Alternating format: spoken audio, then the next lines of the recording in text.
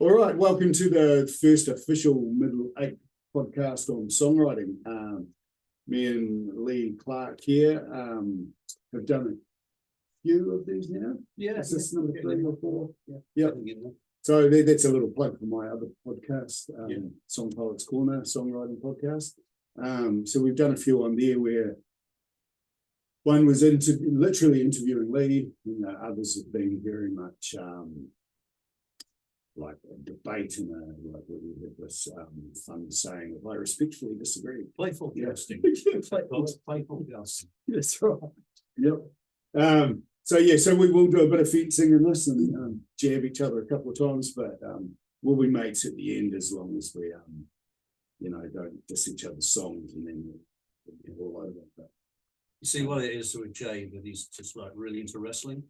So I feel on some level this might be like a honey trap. I'm here on the bolt circuit, bolts. He's got a wrestleable kid. Because he was warming up before we started. It's true. All right, I'm going to refer to some notes because we're very organized today. Mm-hmm. But so today's concept is on top songwriting tips. And one of the first ones I'll start with, and then we'll throw the ideas around. Lee's got half a dozen too, I think. There's so many. That's right. So the first one, I've always kind of utilized the idea of start with a title, which is a great idea because you've got a concept straight away, but some of the best songs start without the title. Absolutely. And so what I've found is, and this is a line I'm stealing from Mr. Patterson, who I'll talk about a lot because he is just and he works at Berkeley University at the moment, so dig a bit deeper on him as well with it. And he talks about find the title at your earliest possible convenience. Right. Yeah. Love the guy. Yeah. Well, not all the titles are great ones. I mean, I came up with one this morning, which was Grandad on a Bike. Yeah. Well, it's beautiful in its way, but it's just unsuitable. It was like after my granddad died. A few weeks later, I saw somebody pass me just like him on a bike. Yeah. And I've been doing a lot of nostalgia stuff lately. Yeah. But it's great, but you could be like a band like Half Man, Half Biscuit, and that'd be a perfect title for a band that's got a kind of arch comedic take on So I mean, I guess the title and the subject matter really has to reflect how you're feeling. I'd love to knock out an album's worth of humor. Yeah, I found humor really hard. Yeah. It'd depend on the artist you are. Like that line actually sparks things in me. Like I probably wouldn't use it as a title, but I could see that being a Bruce Springsteen style reference where like he's really good at depicting in his early days, especially where he tell a little story with about trash on the sidewalk and build this picture of something. Well, he'd go with the make of the bike, and then it was something like the Archduke on a rally or something. Or he'd Americanize it. I haven't got a clue. I can't speak American either. We've eliminated 30% of our audience here, but we may have gathered another 70. True, yeah, that's right. Yeah, we want more Canadians and Brits. We're okay with that. Yeah. Oh, very good. Cool. So this is kind of two things, and I have to admit again, these ideas come from Pat Patterson and several of his students who, like, I found the trail to him through, this is a reference that was just going to make people giggle probably, but John Bon Jovi's mum once said, or mom once said. See, there's a title. Yeah. There's a song title. Yeah. Instead of just, look for your heroes, but, look to who your heroes were. and find out. Oh, absolutely, yeah. Yeah, and so I tracked, John Mayer, and then I found this equally as good as our songwriting podcast and it's it's a YouTube channel called How to Write Songs. Right. And they are brilliant. I'm going to really fail if I say their names. Okay. But she's Kippy, I believe, and they're I'm not sure her name is very complicated. Yeah. And they're Australian, and so some of these two ideas come from two of them and John Mayer and Patterson, and just seeing how that's evolved, where it's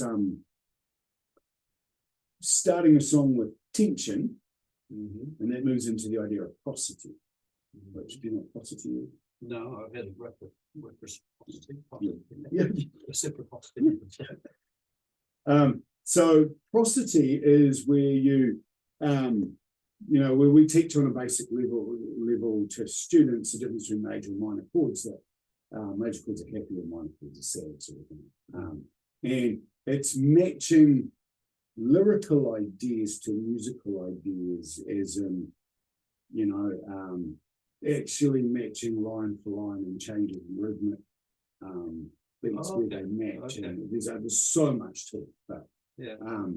the idea of tension is with your lyric, creating tension at the beginning of the song, as in, like I'll use one of my references that I'm very proud of, to be honest. And it goes, the flowers in the lounge have faded, the smell of my pillow has not. Wow. So instantly you're like, oh, the flowers. Mate, I've got a similar one. Yeah. The flowers in the china vase are losing their appeal. Faded roses for a fading girl. I thought, Fading girl. no, I like Yeah. that. Yeah. And that was inspired by Squeeze, UK Squeeze. Oh, right, yeah. It's very British. Yeah. Isn't it? It's kitchen sink, kind of Yeah. kitchen sink thing. Yeah. And it was inspired by Labeled with Love by Squeeze. And it was Wow. like the foray into country and western. Right. So I enjoyed it. It's like that song, Yeah. And so that song is about a female who's making a colic. Right. And she's lost everything. And my one is about the mistress of somebody. Yeah. Who's, and the punchline is just a day like any other day. So Yeah. she's celebrating Christmas. Yeah. Yeah, it's that kind of thing, Yeah. Yeah. And it's that's based good. on somebody that I met years ago. Yeah. When she was in her 80s, and she said, "Well, I didn't always look like this, my dear." And you could tell that she was a stoner when she was young. Yeah. And she left a class of mine, and then last I heard, she collapsed on the pavement. I haven't written this song. No, Never saw her again, Yeah. But some memories linger. Yeah. Yeah, that's cool. It's an interesting life she must have had. She claimed to have been a mistress to somebody for years, literally years. Right, yeah. Yeah. See, that goes to one of my other ideas, but something that joining together quite nicely, actually. Cool. If we were going to edit with subtitles under here, I'd be putting dot points of the words like possibly tension, and in this one, the mundane. The mundane I kind of use as a songwriting challenge to a lot of my students, where we put the idea of best example I can give you, I think it's just brilliant. It's not mine. I'm sorry to say. I've been much richer man than this was mine. There's Jill Pilcher, Jill, the pop star from the 90s. Song's called You Were Meant for Me. And I've got my eggs, I've got my pancakes too, I've got my maple syrup, everything but you. And all the way through the song, it's like this stuff that's almost boring, but it's like, it's also painting a picture, right? Yeah. The likes of Lily Allen. She's very good. Yeah. Anything from the British indie scene, they pretty much glorify that whole thing. It's almost like it started with, like, for example, Oasis wrote Don't Look Back in Anger. Yeah. Well, in the 50s, there was a spate of working class kitchen sink dramas. Yeah. One of them was called Look Back in Anger. And it's almost as if the indie music scene as a work considered itself a working class movement, which was referencing kitchen sink drama and the mundane.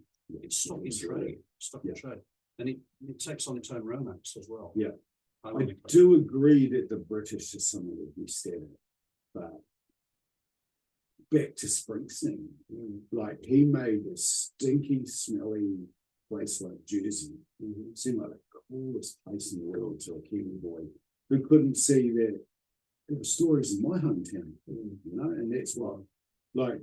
For those of you to whom we are going out internationally, I'd just like to add my own disclaimer.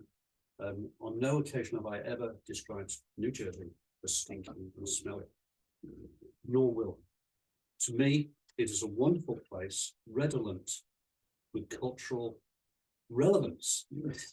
This is what in wrestling terms we call a cheap pop. He wants this is what I call, you served it to me, it was in my face, so I bit it. This is what I call, it's a Basil Bush reference. Unbelievable. Good call. You've sidetracked me completely there because you called me on that one. It's good. But look at Springsteen though. I mean, seriously, songwriting side, he has that ability to render the mundane, to make it incredibly, it's like everything's Mount Rushmore. He manages to take mundane, everyday things and turn them into massive, like, lyrical monuments. And so, you know, that's his gift, I think. See, his is kind of like the tension thing, where there's so much of the mundane and the descriptive painting of a picture that's drip fed to you. When they get to the nugget, you know, like you're right there with them because we've all brushed our teeth, we've all got towels on the floor, you know, like. Well, if you look at just the scene, you're in a bar and you're checking somebody out in a bar, and it's like Hollywood to lyrics, actually. I've got this, I learned long ago that as soon as, say we were living a life more than ordinary, and it was so wonderful that a film had to be made about it, our characters would be played by somebody innately better looking than we are. And so would our wives' characters and all our children. This room would be bigger.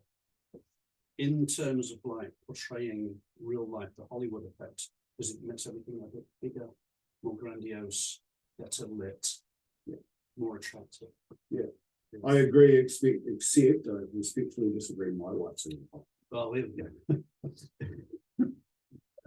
Again, this is entrapment. This is what I'm talking about. I take myself home. I take anyone. Oh, good. No, I totally agree with that. And it taught me.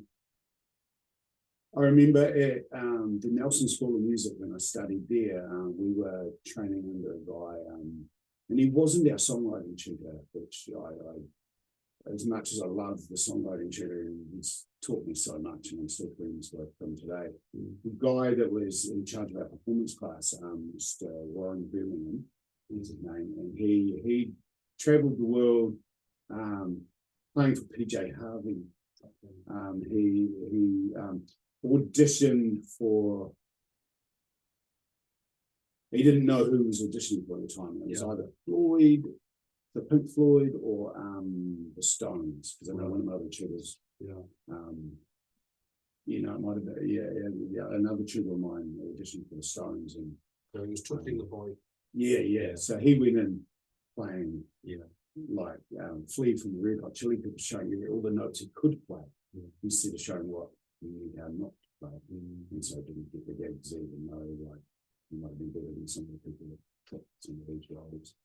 Well, one of my favourite anecdotes is from the Indian subcontinent, and it's a master sitar player and a younger sitar player, and in order to impress the gathered crowd, such as it was, the young sitar player was playing all over the He was like hitting like Van Halen sort of Yeah. in sitar terms. And the master sitar players, guides, were saying, Master, why don't you show us, what the story is, show them how to really play. Well, because the master was just putting some very basic riffs. Yeah. And the old guy said, well, the fact of it is that I found my notes. It's obvious that this guy's still looking for his. Yeah.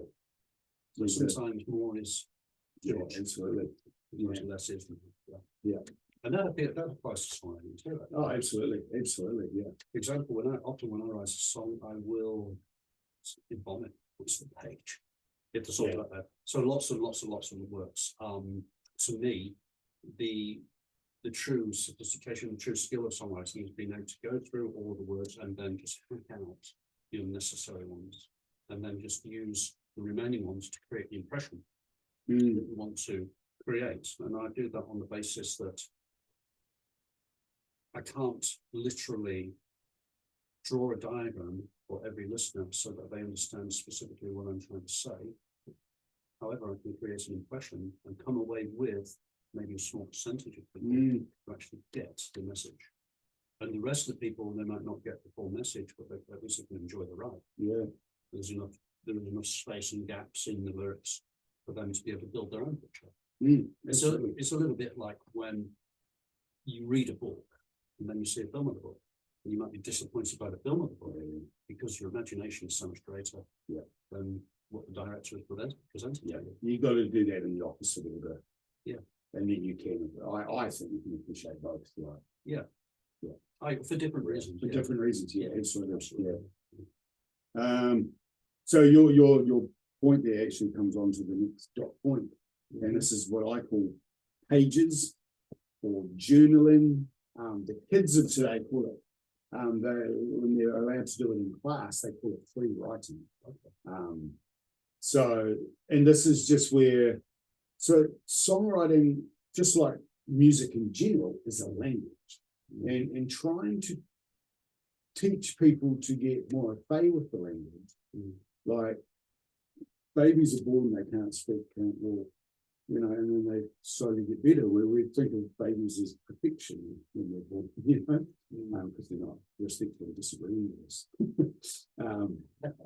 But it's like to really get au fait with the language of songwriting, like you need to be doing it like all the flipping time. Like it needs to be like we don't think about walking.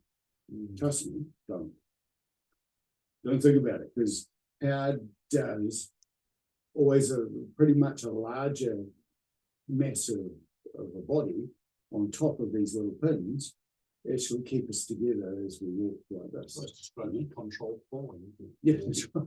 Controlled falling. Yeah. So we need to get like that as writers, where it just falls out on a page, or if someone else pulls out vomits on the page and you put it, you can actually decipher that and move it about and go, oh, there are some ideas in there, and because again, the mundane type writing is the hardest thing in the world. Like to get that good, because I've heard people do it and it's just like literally yawn because they don't get to that tension point. They don't, because you need the ho-hum tension and release, which is. I can't remember what it was. I was listening to somebody or reading somebody recently who was talking about jab punch. Right.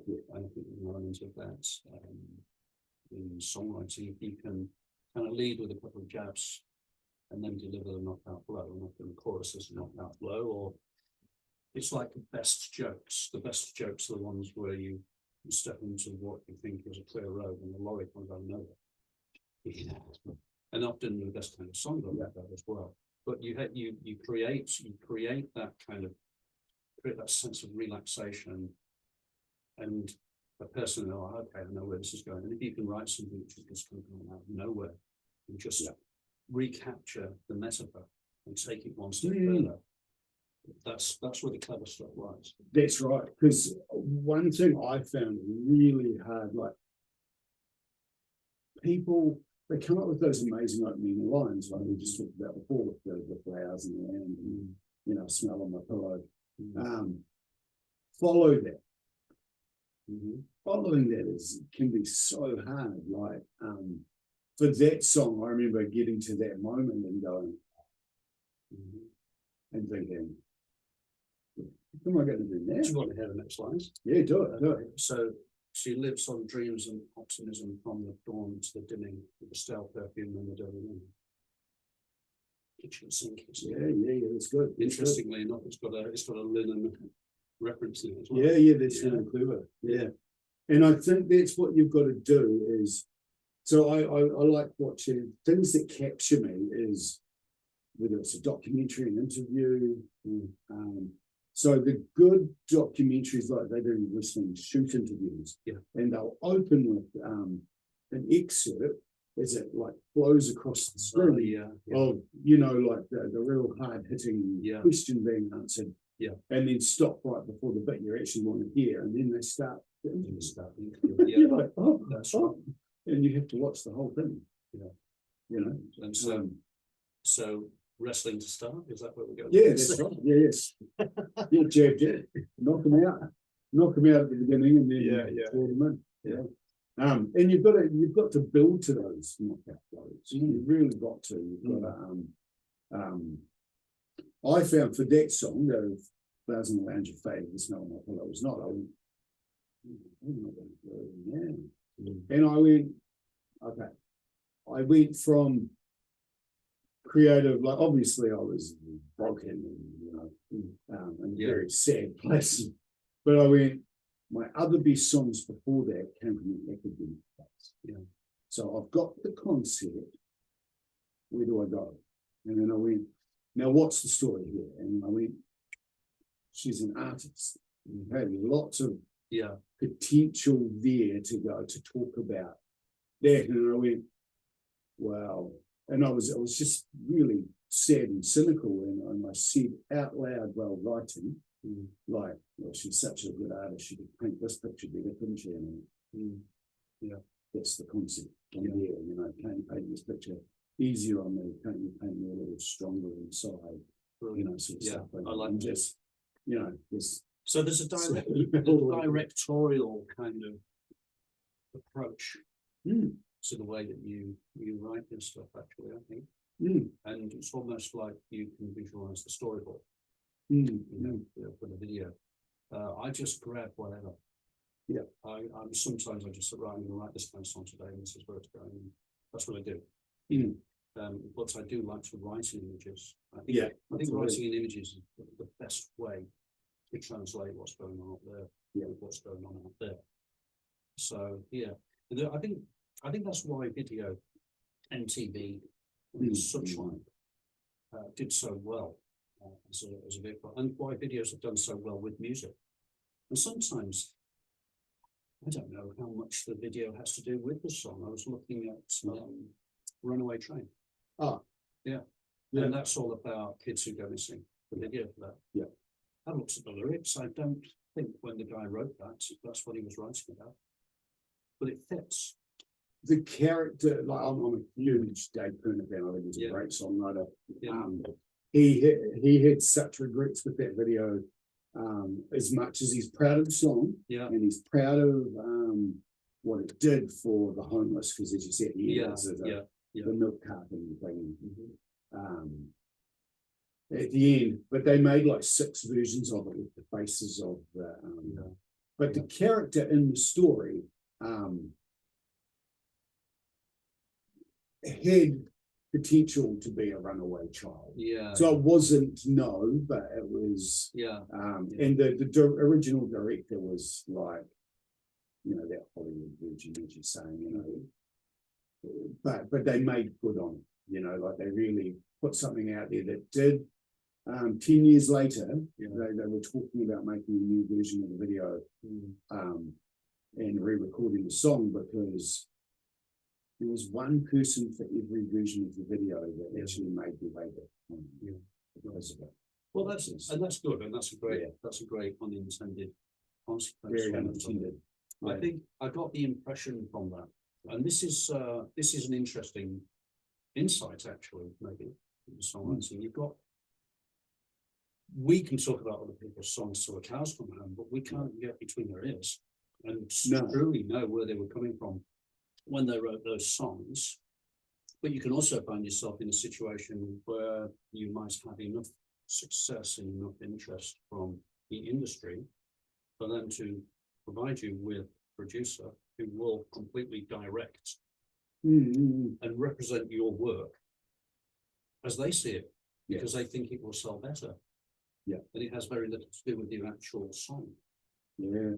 But you have to be prepared for that, because you have to be prepared. If you're going to put that stuff out there, the audience, people always talk about, the audience is your litmus test. So how the audience responds to you. It raises the question though, did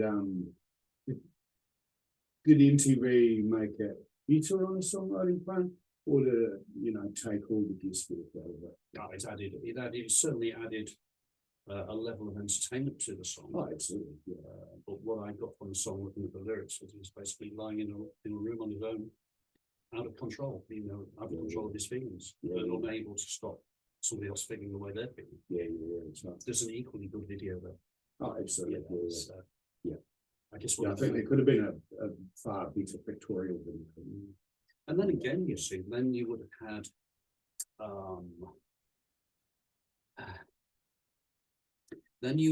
had perhaps the songwriter in the video with a woman that's so out of his league that you know that she's an actress. It's amazing. That's never been done before.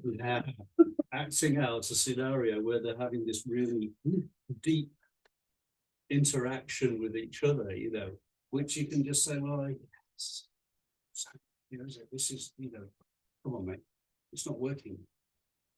And so then you have a situation where the video can literally spoil the song because it's trying to put its meaning onto the song, which literally isn't.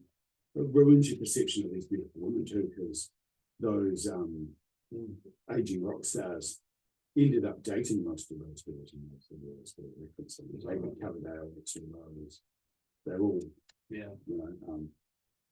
Janie Lane from the Cherry Pie video. Even if they weren't, let's say they were. Yeah. Because it would sell it. So, So that's right. Yeah, it would. Yeah. So there's more to songwriting than songwriting, isn't there? Oh, absolutely, yeah. And I'd never actually looked at my songwriting the way you just said it, because I do write a similar way to you and sort of try and purge emotion and purge ideas. But when it comes to structuralizing the song, there's definitely a movie style format, which is, obviously I like lots of cultural things in film. Yeah. One of the major challenges when one is writing a song, I would suggest, is getting, it was never a problem for Morrissey, so Morrissey notwithstanding, is getting the meter right. So one thing I tend to do is if I'm trying to get words onto page, and I've got a first idea. So you go in with a great idea. So you've got a great idea, you think it's a great idea. And it might be, Mary had a little this was Rice of Snow. So what I tend to do there is I will put dots over the syllables and count the syllables. So Mary had a little lamb, the police was White of Snow. I put those dots on the next line, and then I know how many words to write or how many approximate sounds I need in order to make the meter scan properly alongside the first one. If I want to get really of interest, well, I'm giving away trade secrets here. This probably need to be done. Yeah.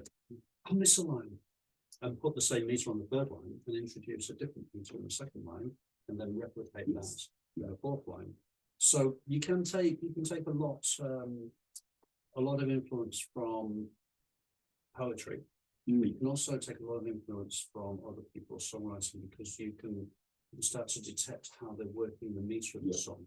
And some people are very good at extending syllables out so that they go into a wail or into a long line, And so it's not it's not that everybody has to do their songs the same way, or every song has No, to sound the yeah. same way. But there are little shortcuts that you can engage in, you know?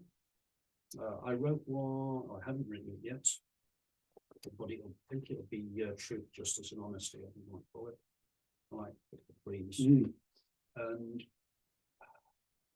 the lines, but one of them is like, beware the truth, because it's like a jagged blade, and look at you when you least expect, etc. Yeah, And the last line things, it's like an angel on the roadside. Yeah. You know?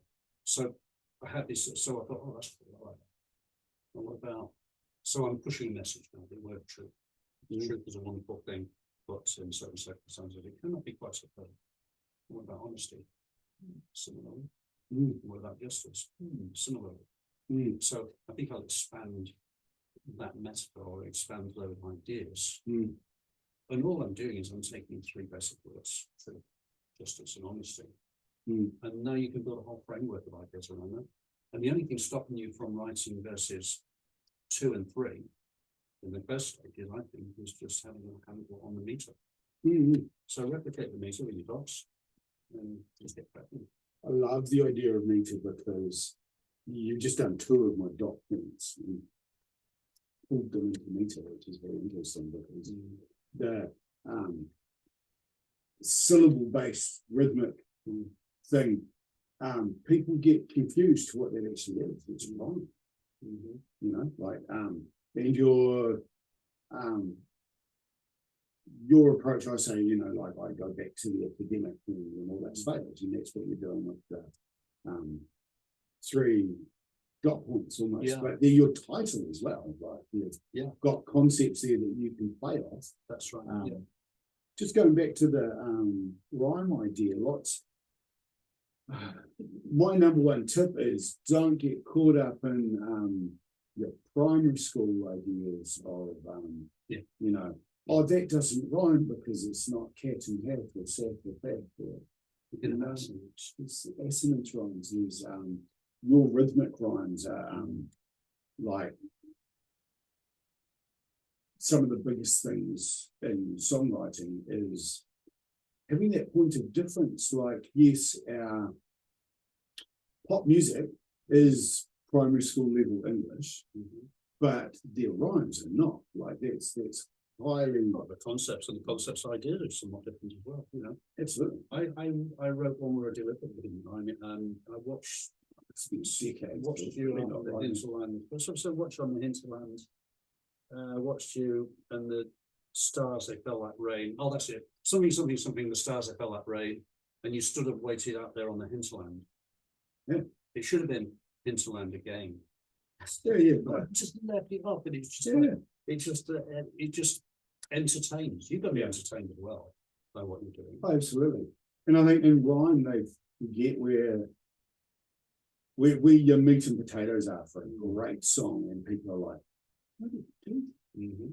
Is again the prosody and tension is where, like, you can use rhyme to create tension. Repetitiveness or that of it. Where I'm gonna reference Pat Patterson here again, where he taught John Mayer, and then you could tell he was so proud when he heard the song Your Body is a Wonderland. Like it's you know, like it's basically filthy without being filthy. It's like good British humor without without actually getting crass with it. And he's like, your body is a wonderland, and you know, like all the curves and the edges, and it's so perfect. And then the chorus is 3 lines. Your body is a wonderland. Your body is a wonderland. Your body is a wonderland. Not 4. So you're left going like this, and like all the way through the song, it's like, and then the last chorus. Your body is a wonderland. Your body is a wonderland. Your body is a wonderland. Your body is a wonderland. I was like, wow. And I never knew why that song was so intriguing. I thought it was the content, but it wasn't. It was like he took you on a journey. You know, you basically had no control over the hangers and I love guys when it comes to rhythm, or rhyme in general.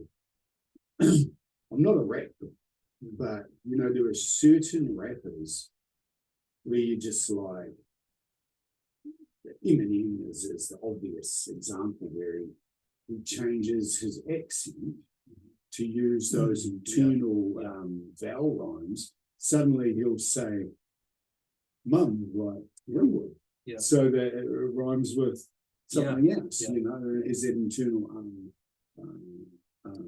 Kind of getting back to poetry again, there's a very good TED talk. I forget the name of the gentleman who gave it, but he challenged an audience to take a vote on whether the lyrics he was saying were Shakespeare's or rap.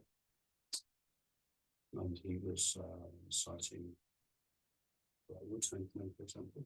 So people putting their hands up for Shakespeare when it's the Wu-Tang Clan. He also pointed out that the pentameter, the iambic pentameter that Shakespeare used in his plays is very similar to the meter and rhythm that rap music uses. right. And he finished the talk by rapping Shakespeare's sonnet. You know? Got to see that one. Yeah. It's very neat. And now, what he also pointed out that the audience for rap music would not consider themselves largely academic, that they are very much dealing with reportage and talking about realities which reflects their lives. And there's a strong live element to the work, and verbal skill and verbal gymnastics are very empowering. And if they don't like it, it can end badly in the environment, which is very similar to the audience that Shakespeare had. Absolutely. Yeah. And at the end of the day, it was meant to be entertaining, arch, and clever. People who were on stage were supposed to be doing something that people who were watching technically couldn't do, which is why that's why they would admire them for having that ability. Which is what we do with artists, songwriters, rap artists, you name it. So it's almost full circle, isn't it? The same rules apply: meter, visual, and other imagery. Yeah, getting everything to fit within the tune, having an audience that understands or might not understand, but is willing to suspend their everyday life in order to take part in the venture. Absolutely. See, the thing is, like the one thing our writing has absolutely in common is we do go back to this academic approach, and it's not because we come from this better academic Shakespearean background. It's, you know, like we know that we're lifers. We've got a life sentence in songwriting, and we're going to do it forever. And when you go for a few years and the songs do sound the same, got to change something. I know when I left Nelson, I played in this really fun blues rock band. Well, I was trying to make it a band, but they weren't really listening. But I knew after I left that band, I was like, they're next. And I could just see myself going from Nelson to Christchurch and forming another band that did basically the same thing. Maybe even the same songs, but there were some good songs in that mix. And I went, well, I've got those songs now. And I don't think I can perfect the blues more than anybody else has perfected the blues, as much as I still love writing blues songs. And I'll still have that. You know, so I went, okay, I'm going to change this. So I started listening to anything else.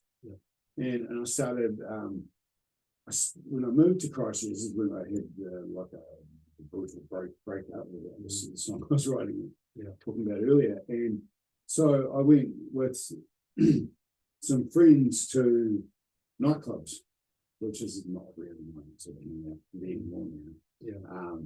But when they said, come along, I'm like,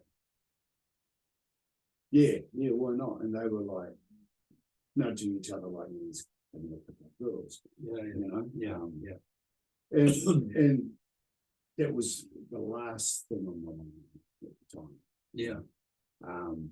it was like, I need to get engulfed involuntarily with music that I wouldn't normally hear. Yeah. I mean, I tend to end up, if I'm ever in a nightclub, 9 times out of 10, unless I get really lucky, I feel more like an anthropologist. Yeah, than absolutely. a participant. Yeah. I can't understand nightclubs. I can't understand if you think about places supposedly designed to facilitate mating behavior. It's like you got flashing, it's like strobe lights, loud music, inebriation, potential violence. Yeah. You know, it's like I couldn't design a worse place than you. That's what people do. Yeah. Well, from my study of the nightclubs at the time, yeah, I discovered it was accentuating the positive and hiding the negative. Well, I suppose there is that. What we do as songwriters, we take Jersey, and I'm sorry again to Jersey. I just said. I reckon there's a carload on their way. There's a carload. Oh dear. You will get that wrestling outtake. Yeah, I might too. There's some serious dudes living in Jersey. Oh yeah, you know, indeed, everywhere. Yeah. I'd love to visit. Oh, yeah, same. It's like a weird spiritual home. Yeah, I don't know why. I would agree there. It's like a mecca, isn't it? Artistic mecca. Yeah, it is. Probably anyone living in New Jersey would think, what are you talking about? This what when I was at the Nelson School of Music and I was studying under Warren Birmingham, and in the performance class, he was like, I wrote this song and it was I'm trying to use the right term, bitch slap. With it, so interject the proper term of the bitch slap in there instead. We'll get past the censors. Yeah.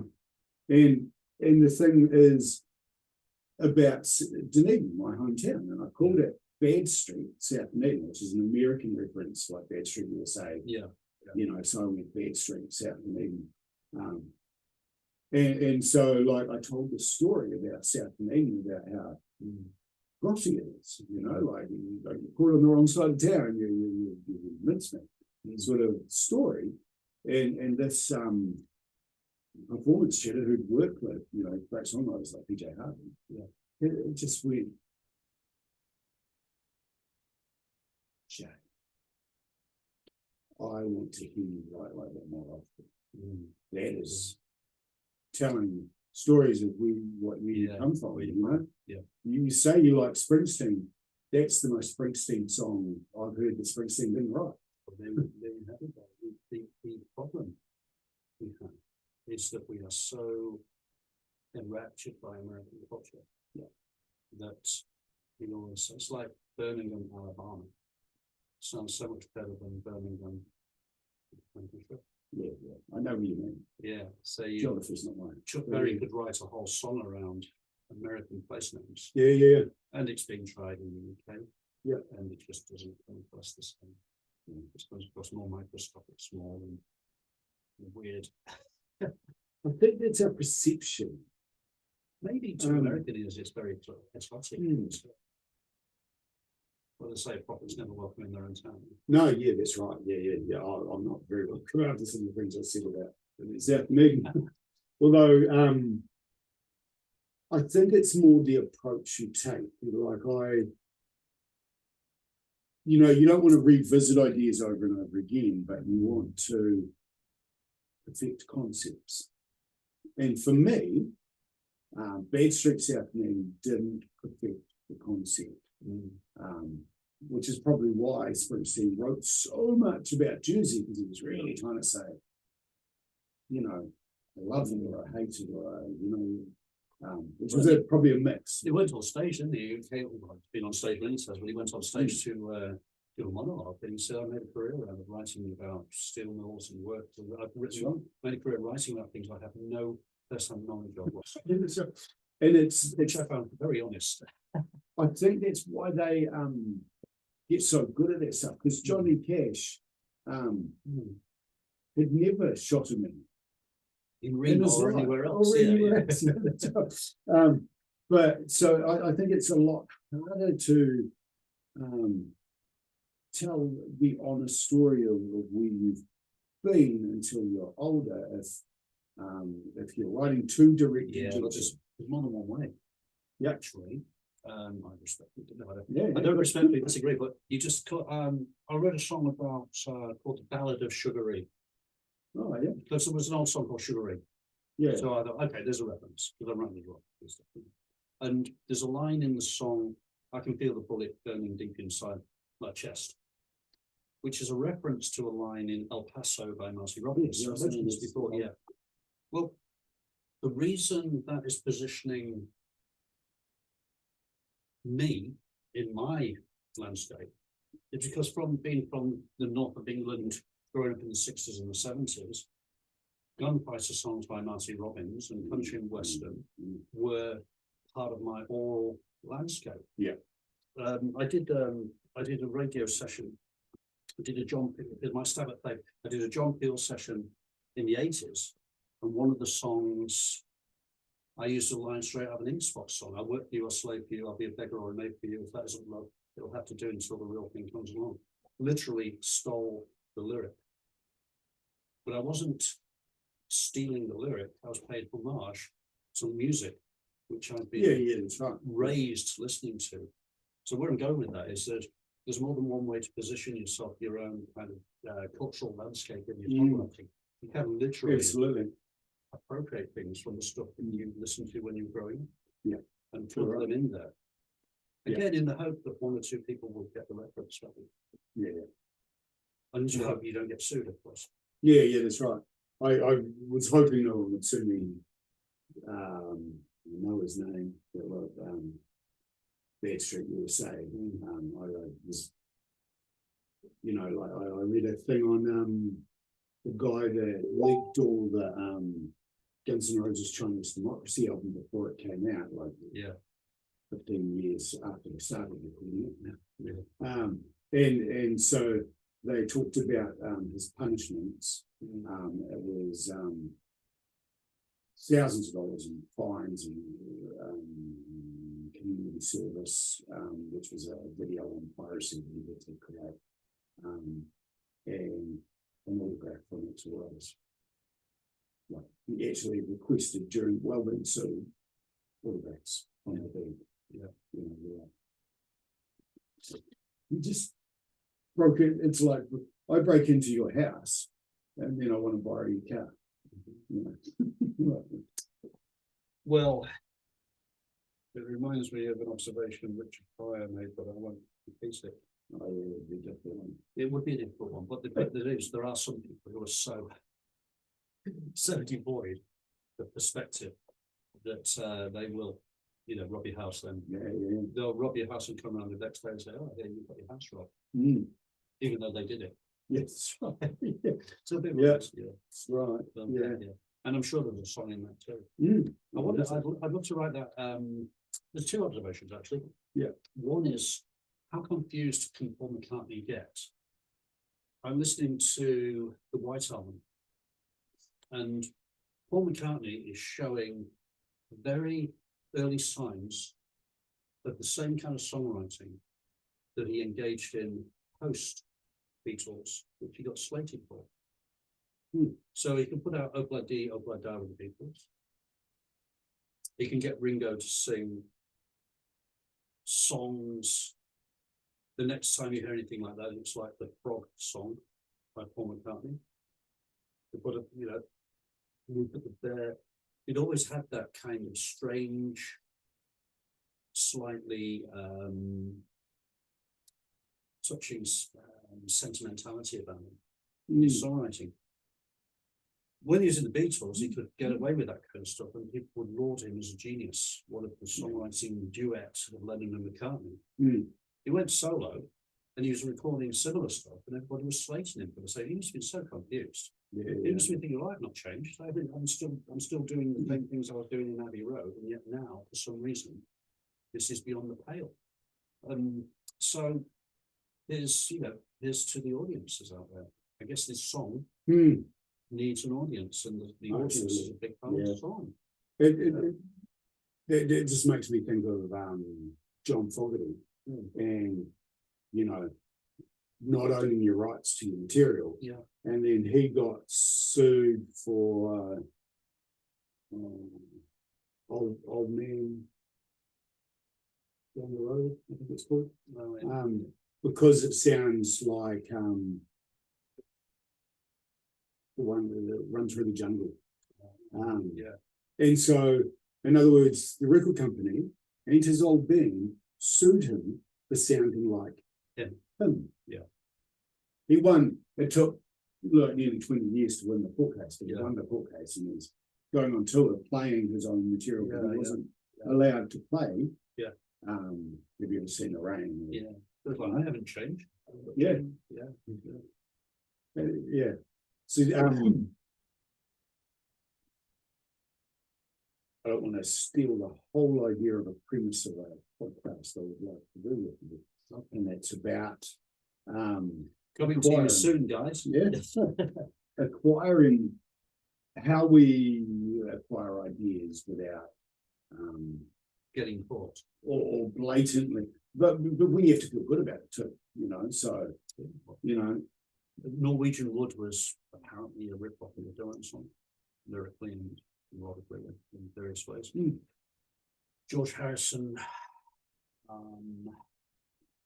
I think, was a very unwitting and conscious plagiarizer of other people's ideas. So and a couple of occasions he got caught for it one time in Mass Good Law. However, something about that. However, the heritage from which they came, they were a covers band, the Beatles, when they started out, who wrote songs. Well, why did they write songs? It's because they wanted to homage and write songs which were like the songs they liked to play.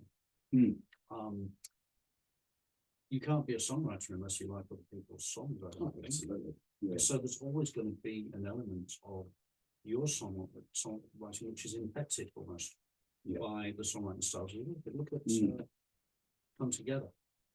Come Together starts with a Chuck Berry lyric, Get Them All Flat Top. And thereafter, the resemblance to Chuck Berry ends. Yeah. But Lennon still got sued for that one line because there was an opportunistic lawyer out there. And so, to some extent, you're in your own world, creating your own fictional world. And to another extent, it is a medium which is designed to be consumed by other people. Yeah. And so as a consequence of that, you have to be prepared to accept you can't control how the world is going to consume your goods. And no, that's right. Yeah. And they might consume your goods by loving it to bits and propelling you to number one, and you become a multi-media entity until someone knocks on your door and says, hold on a minute, that sounds like this one, so we're going to sue you now. Yeah. Because they own all 12 notes. Yeah. Look at, was it, I Won't Back Down, which was successful. Stay with me, won't you stay with me? Which I Won't Back Down by Tom Petty, and I think it was a successful. But then other people get away with stuff like Don't Worry, Be Happy. I think was pretty much ripped off line for line melodically by What's Going On. Yes. Yeah. No, I should do that as a medley. It's almost down to. We only have so many things. Like you watch that Excess of Awesome. Four chords. Like I was doing a medley of half of those songs, claiming in these acoustic shows that everybody ripped off U2. Yeah. And then suddenly it's like nobody laughed when I went back to Del Shannon using the same chords, and no one got that I was it. Yeah. Like I saw that when I literally on purpose wrote a middle eight using those chords. Just success waiting. It's just like, cool. Okay. I'm not under any illusion that anyone's listening to this stuff. And that's another part of the songwriter's journey, isn't it? It's like any artist or any creator. You might get lucky, or you might get hard-nosed, or have the organisation around you, the looks, the talent, the opportunity, the audience. There are so many factors involved, but the lack of those things is not a reason to not engage in your craft or to develop the art. That's right. Yeah. Because you might, somebody could walk through the door of this store tomorrow who would imbibe or take on some total of your work, your life's work, and go away and create something so mind-blowing, and then everybody gets to know about you because of that. You know? Yeah. It's a part of a continuum. It's a part of being a continuum, isn't it? It makes me giggle because there was Taylor Swift had this guitar teacher, somewhat arguing not long enough. He then rebranded his whole school, and his website was called I taught TaylorSwift.com. Right. And she sued him, obviously, because The use of the name. Yeah, literally using the name and not in a branding presentation like, this is Sanitarium cornflakes and there's Kellogg's corn bits, and saying this one's cheaper. It was going, I'm taking claim over everything she is and does, and we've talked about her. She's And you could have gone just tailor-made studio. Yeah. Not silly at all. Yeah, that's right. And so then one might claim that was not using her brand. Yeah. You've got to have some respect for people as well. Yeah, that's right. Yeah. So I would sue. I would sue the guy. Yeah, she did, and she did successfully. Yeah.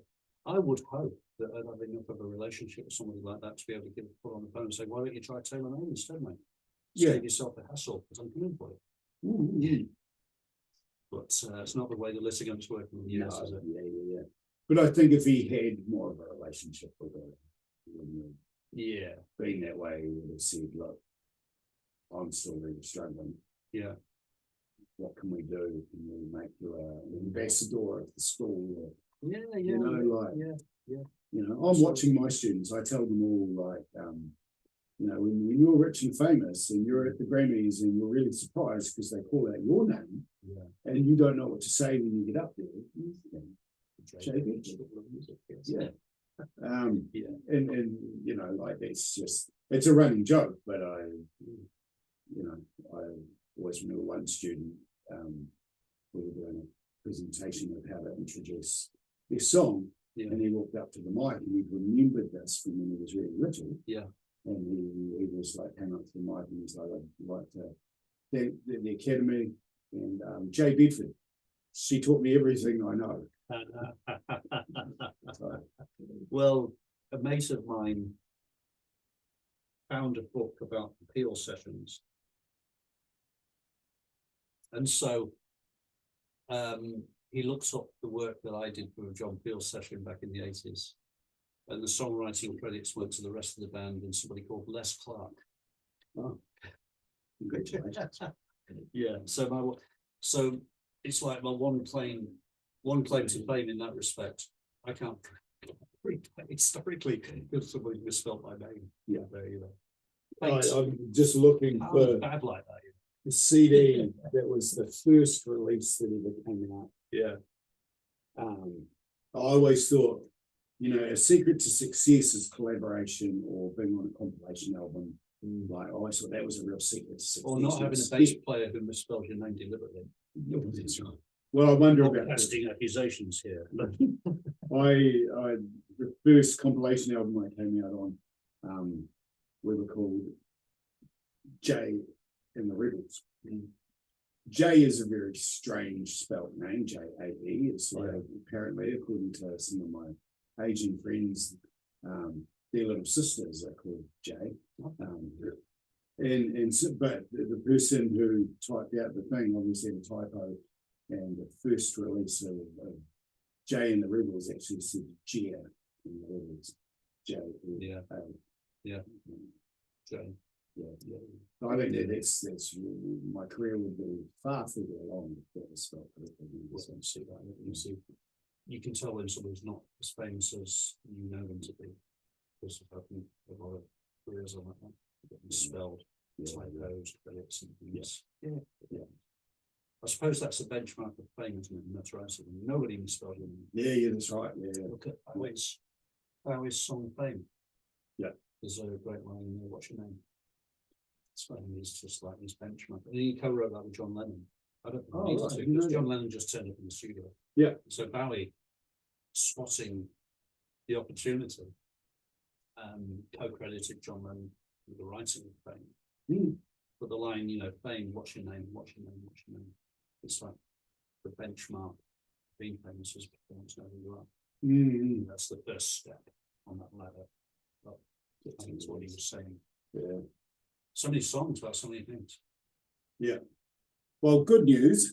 We didn't use all the dot points. We can use them again in the future. Excellent. And bad news, I think our time is close to up. So we should say goodbye? We should, yes. Okay. What's the British way to them? Toodle pip. Toodle pip, yeah. I'll see you there later. So I'll see you later. Depends where you're from. In Britain, I mean, it's big place. Lots of different ways. Yeah, that's true. Yeah.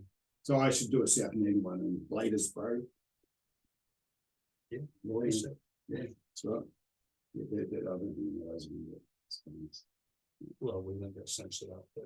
Oh, that's right. Unless in New Jersey we just told all sorts of abuse to people. I might limit Or the distribution of this one. All right. I wouldn't do that, Barry. As usual, good talking to you, Lee. You too. And do this again soon. So what's next then? Unwitting theft? Oh, yes, please. Yeah, okay. We'll do unwitting theft next. Yep, that sounds really good. Yeah, plagiarism. And I know that'll be controversial because I have a very good friend who respectfully disagrees with me sometimes, and sometimes not so respectfully, and would say vice versa. And I did a tips and tricks video that had mention of that in it. Yeah. And how to do it without being sort of plagiarized or actually feeling like you're plagiarizing someone for a start. Yeah, and he did a angry face on Facebook, which is something we take with us in wounds that we keep with us for life. And some angry faces, yeah.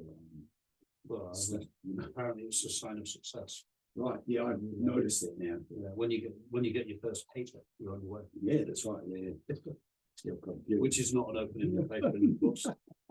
All right, thank you, and see you next time. And we will be probably debating this one a little, which will be very interesting. Yeah, it'd be cool. Yeah.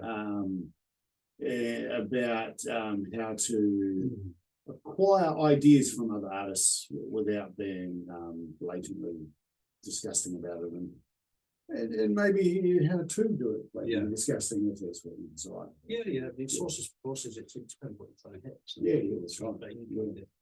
And big shout out to New Jersey. Yeah. All right. All right. All right. Thank you, and good night. All right. Later. All right.